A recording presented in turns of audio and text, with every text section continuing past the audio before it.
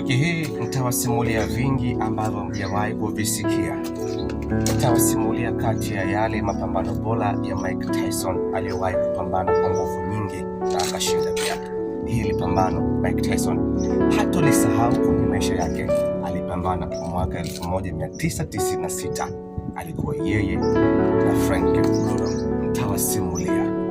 He is rated number world in the world by the WBC. He is the challenger, Frank Bruno.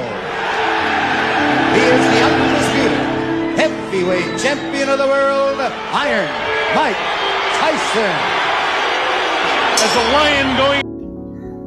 Siku hii Frank Bruno alitoka nyumbani kwake akiwa na hasira nyingi iliyobebwa na usia wa mama yake. Mama yake alikuwa mgonjwa. Mwanangu, naumwa na wewe ndo tegemeo langu, kapambane.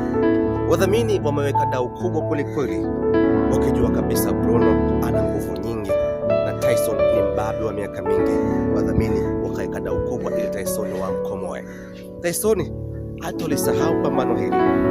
Bruno alipigika kwelikweli, ila Mike Tyson alikiona cha mtima kuni na usimulia leo. Frank Bruno alijiandaa kikamilifu na pambano hili, lakini ilikuwa siku mbaya kwake kwa kuwa Tyson aligombana na mkewe siku hiyo. Baada ya pambano, Tyson aliulizwa, ngumi hipi kali uliwahi kumpiga bondia mwenzako? Alikanusha, akasema ngumi kali niliwahi kumpiga nilimpiga mke wangu siku moja kabla ya pambano langu na Frank Bruno. Hivyo hasira zangu za pambano hili nimelimalizia pale pale ulingoni kwa Bruno. Hii ilikuwa siku mbaya. Bruno alikuja na hasira za ugonjwa wa mama yake. Tyson alikuja na hasira za ugonjwa yeye na mke wake.